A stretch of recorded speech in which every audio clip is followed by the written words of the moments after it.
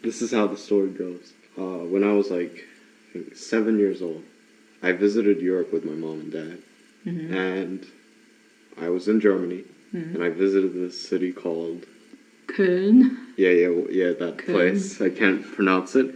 And they have these really huge cathedrals, in particular Gothic cathedrals. And I remember my dad telling me that Gothic architecture was initially intended to reach the gods, or reach God, reach the heavens. Right. And that's why they tried to build it so high up. Yeah. Wow. And with that in mind... Welcome to Turn Up, guys. Welcome to Turn Up. You're listening to AAC Radio Podcast with Eugene and Kathy.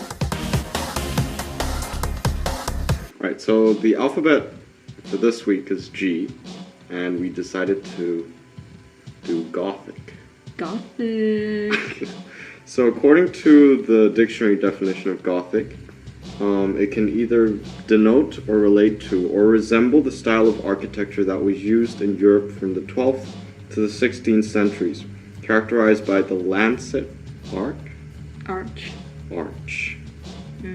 the ribbed vault, and the flying buttress. Flying buttress. Okay. It can also refer to a style of sculpture, painting, or other arts as practiced in Europe from the 12th to the 16th centuries. I think it's important that you say Western Europe. Western Europe, Because sorry. Eastern Europe, they're like... Sorry, I thought the W was a mistake. Alright, Western Europe, yes. It can also mean something relating to a literary style characterized by gloom, the grotesque, and the supernatural, popular, especially in the 18th century when used of modern literature, films, yeah. Was that Edgar Allan Poe who used that a lot? He was like Gothic style. Yeah, Edgar Allan Poe. The Bay. Do you like Gothic literature? I've literally only ever read one book. Okay. And that was for English. Oh, right. Let's not get into... Represent. So Gothic as the noun can refer to Gothic architecture or art, the extinct language of the ancient Goths, known mainly from fragments of translation from the Bible made in the 4th century by Bishop Wulfula. The language was spoken by a group in the East Germanic tribe represent... Oh, it's also a font. Right, Gothic. Gothic, font, yeah. And it's another word for God. Thank you. Yeah. Dictionary definition. Well, okay, I always assumed that, those kids that wear the dark clothes. Yeah. I always thought that was what Gothic was. Right. They're like, we're not emos, we're goths, and then that's it. Right. But, yeah, I don't know. I didn't realize that there was actually other stuff to it. Yeah, I mean, out of these definitions, the popular culture today, it really focuses on only a few, like the literary style and, of course... The kids. Yeah, the kids you mentioned. So then it goes into the whole question of what is the difference between emo and goth. Right. And here it says emo stands for emotionally hardcore, or like emotional hardcore. But I thought it was emotionally unstable. I thought that's what it stood for. Yeah, same. I thought it was unstable as well. Not being rude, but like Right, I honestly right. thought that's what it was. Right. And apparently it originated from the 90s, and it was a style of rock music resembling punk, but having more complex arrangements and lyrics that deal with more emotional subjects. And to me, punk music already did that, doesn't it? Like, Like punk rock has always been like, like the world sucks, I hate the world, blah blah blah. Yeah. So break the system. Yeah. So like when they say that emo is even more so, it kind of suffocates me a bit. Right. And emo people apparently mostly wear black and are mostly teenagers going through a phase of hating themselves as they try to discover themselves. Okay. I think that's mean. It's pretty... Just reading off the script here. Right. I feel like that's kind of mean. So emo is kind of more like, I'm just wearing black because like, why not, right? But like Gothic is more like, that is Gothic. Yeah. They actually have a meaning like towards the things they wear, the things they listen to. Definitely. I'm not trying to condescend emos, but yeah. I feel like most people who consider themselves goth don't actually know this. Right. Yes, another great aspect of the world with the word Gothic is the architecture. Like we mentioned in the introduction. Beautiful. I mean, it's complex. Yeah.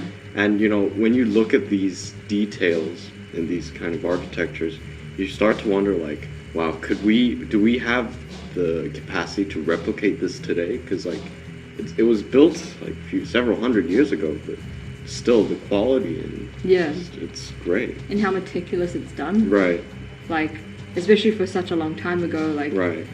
and they had different ways of making buildings and everything. Right. The fact that they went to that much effort Right. to make something that beautiful and that high and Right. etc. is quite, Right. invigorating. So Gothic architecture was mainly used as cathedrals, great abbeys in London, I guess, castles, palaces, town halls, guild halls, and universities. So does that mean then Gothic kind of carries more of a connotation of religion with it? Maybe. Perhaps Christianity. Yeah, I'd say I think so. Because emo doesn't seem to have anything. No. Like, no. it doesn't have any religion behind No. it. It's like a state of mind, or a Right. state of being, essentially. And the history is much shorter than Gothic. Yeah, If you definitely. think about the architecture, Yeah. right? I've never heard of emo architecture. Yeah. You know what I same. mean? Yeah. So, in conclusion, emos don't have the religion, goths do have the religion. Right. Goths are people who essentially find beauty in the dark parts of the world, Right. making beauty out of what is seen as, or what is generally seen as, maybe potentially grotesque or Right. gloomy, or, Right.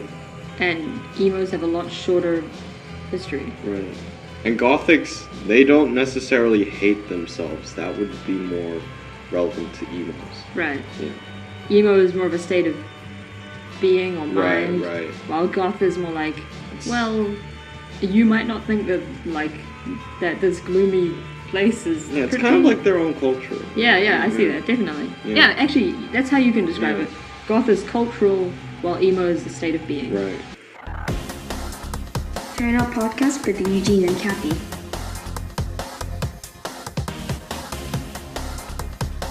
So apparently some goth names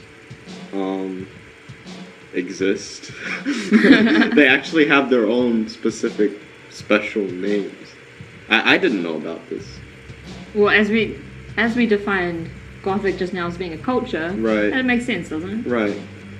After understanding that. Yeah, definitely. And right now, like, the perception I have is that these names are probably really archaic in a way. Like, not many people use these names these days. But you could imagine that'd also be kind of artsy, you know? Right. If some kid Pretty walking around- unique. Yeah, Yeah, exactly. yeah. Like the type of kid that will never find the name on the cup. Right. On like a... Right. Yeah. Unfortunate, but... I've Nope. never seen Eugene on the cup. Are you serious? Yeah, Oh, I've never seen Eugene on the cup. my name's always on cups. Oh. So, her first name is... I think this is Abraxas. Abraxas. And apparently it has a very long and convoluted history. Gothic, yes. It dates back to the ancient Egyptians, who worshipped him as the supreme being. The name Abraxas was carved on antique gemstones that were used as charms. So you do find your name on better stuff than the cup. You don't, you can't buy a cup with your name on it, but you can find like awesome Right. gemstones Yeah. from back in the Dizzle. Yeah. They probably cost a lot, but hey, it's worth it, right? Abraxas is also quite common in modern pop culture. The name in Harry Potter, Draco Malfoy's granddad, Oh. Abraxas. And apparently Abracadabra comes from Abraxas. Okay. Another name is Bellatrix. This is also from Harry Potter. Bellatrix Lestrange. Lestrange, yeah. She was a Death Eater. Oh. I always Yeah. wondered what she was. She was just walking around with her scraggly hair. And Yeah. I don't know what she's doing with her life. Apparently Bellatrix means female warrior. Okay. I see that, why not, right? It's the third brightest constellation in Orion, and it's the 27th brightest star in the night sky. Oh, imagine how sad that would be. You put your kid to bed, right, and the name is Bellatrix, and you're like, you're not the brightest star in the sky, You're the the 27th. Oh, the next name is the name you should cover. Go my son. Kafka. Kafka. Or Crow in English. Yeah, Crow. Do you think it has a relationship with Kafka and the Shore? I mean, there definitely is like there is a dark aspect, but yeah, that's a good thought. I should Google that. probably think about this more. Oh, okay, whatever. Yeah. Jasper. Twilight. Sorry, I didn't. Girl, he's No. the hottest vampire. What do you mean you don't know? My heart. So Jasper's a type of gem, and it has a brown-red color, and has random black stripes in it. That sounds interesting, but it doesn't give me a mental picture on what it looks like. In the past year, Jasper has shot up 112 places in the most frequently named list, and is still rising after being considered hip and a charming name in England. Hey now. I think it's a pretty cool name, Jasper. But then, you've got the knockoff versions like Casper. Okay. Grey. As in Grey. 50 Shades of. Ray. Grey means the son of bailiff. What is a bailiff? A person charged with local administrative authority. So you're like the deputy son. What is this? Girls can have really colourful names. They're like Right. Violet, Scarlet, I'm pretty sure I've never met a girl called like Yellow, but like, Right. but the charming ones, Right. the charming ones they can be called. But guys are kind of more like, you can't. Oh, what? No, Blue is a girl, right? Beyonce's kid, Blue. That's Really? a girl, right? Isn't it? Is it a girl? Yeah, it's a girl.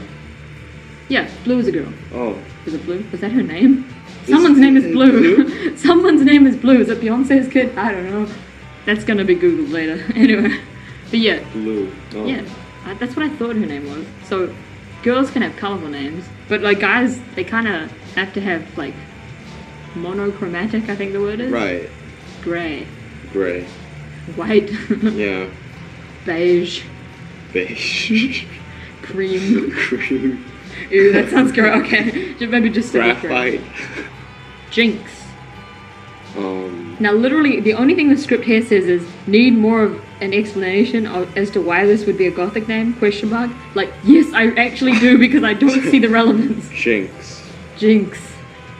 First of all, is this a name? Yeah. You would name a person Jinx? I don't know, it's a bit like, no sounding. I don't know. Yeah. Not to be offensive to anyone who has this name, but... Great name. Yeah. Great name. But it'd be like, like your teacher calling on the roll, like, Eugene. Jinx. Exactly. It's kind of. Oh, what about you say something at the same time as someone, you say Jinx. Jinx. Oh, dude, and then that kid would turn around. Oh, that'd be so rad.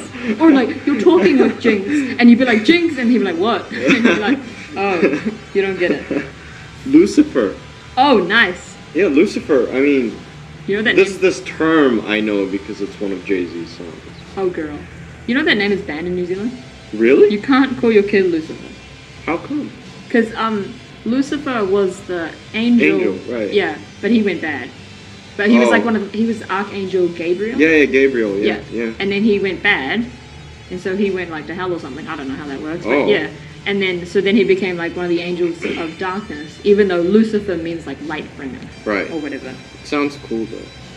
Yeah, it does, Lucifer. but it kind of... It has too much of an evil connotation to actually call someone. Right. I think that's why it's banned here. Yeah.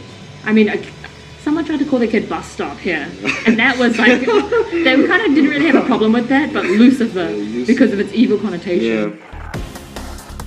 Turn Out Podcast with Eugene and Kathy.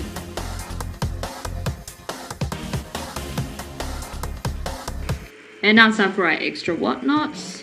Graphophobia. Fear of writing or handwriting. I feel like this is awesome. Okay. I mean, you can get away with so much with this. Right. Personally, I enjoy writing. Handwriting especially. Only essays, I mean. Okay. Like notes is a lot easier on my computer. Right. But like essays, I have to write down. Right. Sometimes you just have to write something down. What about like brainstorming things? Yeah, it's kind of hard to do on a computer. Even like on a tablet, it's just not the same.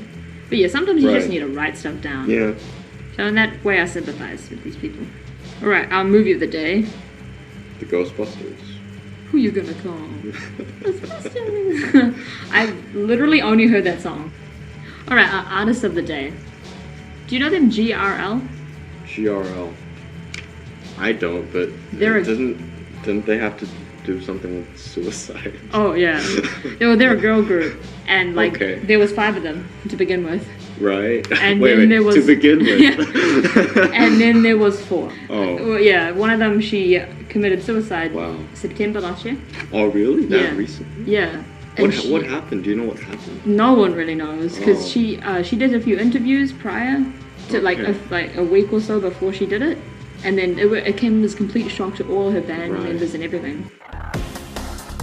Turn Out Podcast with Eugene and Kathy.